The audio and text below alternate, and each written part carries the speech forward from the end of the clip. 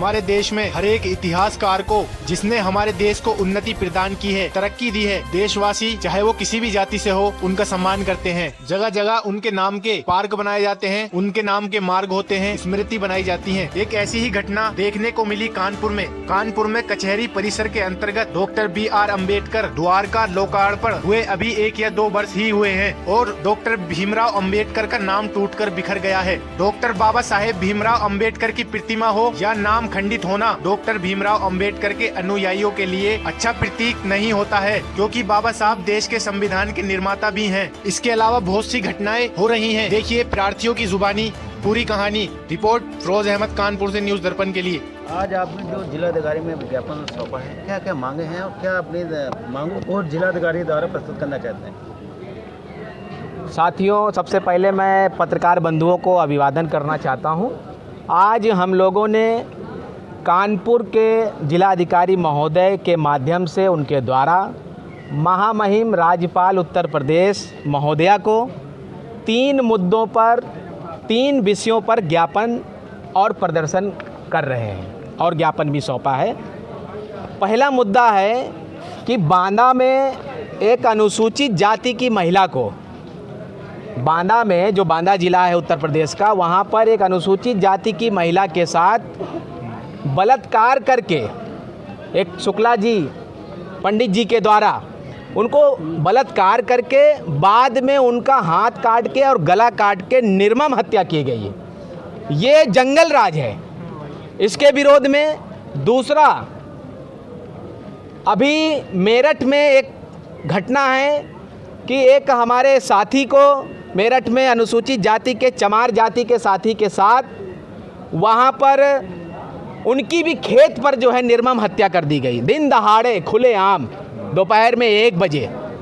FIR दर्ज हुई है लेकिन कोई भी अभी कानूनी कार्रवाई नहीं हुई। तीसरा मुद्दा है, आपके कचहरी परिसर में कलेक्टर के ऑफिस के पास बाबा साहब अम्बेडकर का एक गेट लगा हुआ है। उस गेट का लोकार्पण किए हुए अभी मुश्किल से 1-1.5 साल ही हुए हैं, लेकिन उसका जो बाबा साहब का नाम है वो क्षतिग्रस्त कर दिया गया है या हो गया है, हम नहीं जानते हैं। वो सारा नाम मिट गया है। तो हम ये ज्ञापन के माध्यम से मांग करते हैं कि उनका 15 दिन के अंदर जो नाम है वो ऐसे अष्टधातुओं से ऐसे मजबूती के साथ लिखाया जाए कि सैकड़ों साल वो हिले ना। ये हमारा मुद्दा है।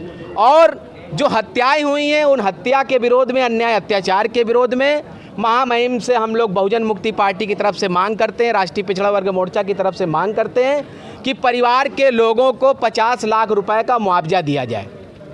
और दूसरी मांग है हमारी कि उनके जो पीड़ित लोग हैं उसकी CBI जांच कराई जाए और CBI जांच कराकर तत्काल जो है फास्ट ट्रैक कोर्ट से मुकदमा चलाकर दोषियों को जेल भेजा जाए, फांसी की सजा दी जाए। अगर ये नहीं होता है तो हम लोग अभी आगे फिर एक बड़ा आंदोलन करने के लिए बाध्य हो जाएंगे।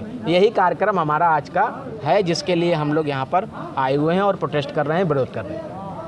कि उत्तर प्रदेश में SC, ST, OBC तथा अल्पसंख्यकों के साथ इनको टारगेट करके भारतीय जनता पार्टी की योगी सरकार में और मोदी की सरकार में अन्याय अत्याचार चरम सीमा पर बढ़ गया। नंबर 1, ग्राम पटौरा, थाना गिरवा, जिला बांदा में गांव के ही राजकुमार शुक्ला ने अनुसूचित जाति की महिला को आटा चक्की में मिट्टी लिपाई के लिए बुलाया। करीब 2 घंटे बाद वहां उसका रेप करने के बाद उसके हाथ काटे, फिर उसका सिर काटकर निर्मम हत्या सरेआम कर दी। दूसरा मुद्दा है परिचितगढ़ थाने के अंतर्गत जिला मेरठ में 25 अक्टूबर 2023 को चंद्रशेखर जाटव यानी चमार के जो राज्य मिस्त्री का काम करते थे, उनकी सरेआम दिन दहाड़े कानपुर नगर में। तीसरा मुद्दा है हमारा कानपुर नगर में कचहरी परिसर के अंतर्गत संविधान निर्माता डॉक्टर BR अम्बेडकर द्वार का लोकार्पण अभी 1 या 2 वर्ष ही हुए हैं, लोकार्पण हुआ है और डॉक्टर अम्बेडकर का नाम टूटकर बिखर गया है। प्रतिमा हो या नाम खंडित होना बाबा साहब के अनुयायियों के लिए अच्छा प्रतीत नहीं होता है। जाना न्याय संगत होगा। बहुजन मुक्ति पार्टी तथा राष्ट्रीय पिछड़ा वर्ग मोर्चा आपके माध्यम से न्याय की उम्मीद करती है।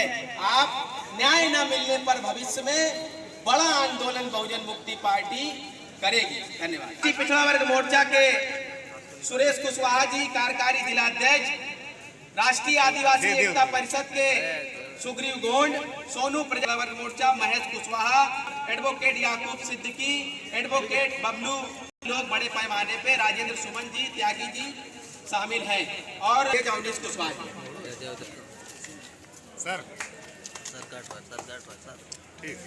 भारतीय संविधान जिंदाबाद।